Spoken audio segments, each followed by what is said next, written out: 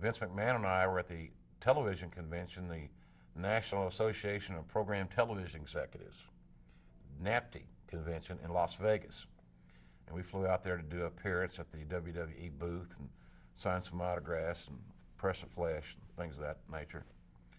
And WCW had a booth there too, Turner, with Turner Broadcasting. And Brian came over to our booth, and Vince is talking to some television programmers. And Brian's coming in there, and he's MFing this and MFing that. And God damn, it's Vince McMahon. It's Vince McMahon. You know, the great Vince McMahon, blah, blah, blah. And I'm going to try to get my foot in the door here administratively. You know, and here's a guy that I started, got his bookings in the WCW, one of my boys. Knowing that if I got my foot in the door in WWE at somewhere, I want to hire this guy. He's a winner. All of a sudden, he's killing it. He's in the booth, and he's MFing this, and he's F-bombing that, and he's GD-ing McMahon, and damn this and that.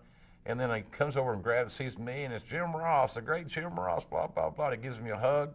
He whispers in my ear, "It's all a work. Don't take it seriously. I'm fine." He makes his big impact. He makes his big entrance. He makes his big exit. And McMahon looks at me, and I look at Vince, and Vince has got a very troubled look on his face because he's thinking, one of our soldiers in arms, and another company, all nonetheless, needs some help. And after I got Vince in a private situation, I said, "That's a pretty good character." He said, "What?" I said, he's playing a character. That wasn't the way he really is? Nope. I said, "You see when he hugged me?" He said, "Yeah. I thought he was going to take you down. I was going to pull him off of you type thing, And I said, he was whispering in my ear, "Don't take this thing too seriously." I said, "I'm just trying to get attention." He got it. So that loose cannon was a deal where he lived his persona in front of the camera and behind the camera. There were no cameras running at that television convention. It was a meet and greet. There was no media there. But he wanted to make a lasting impression on the most powerful man in the industry, and that was Vincent Kennedy McMahon. And he did. We're doing a Clash of the Champions for TBS one time, and I'm sitting at ringside going over my notes, and he's got to talk to me. It's crucially important. And so I said, "Okay." So I put my paper up, let's talk. "Not here. We got to go in private." Okay. I had no idea what the deal was, what calamity he was in. He had his share of issues with the ladies. He had lots of lady friends.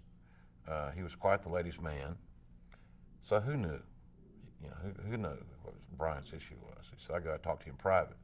So we go to the shower area, and he shows me. He says, "Okay, you ready?"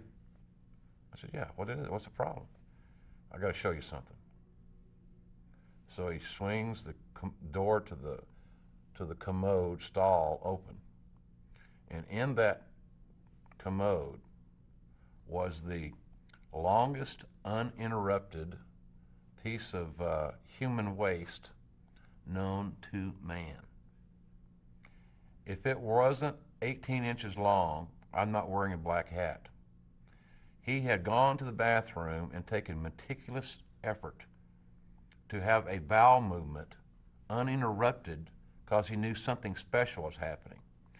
He got one of the referees or one of the ring crew guys to stand guard at the stall most of the afternoon, so when the guys would come in, he could go get them and bring them and show them his masterpiece.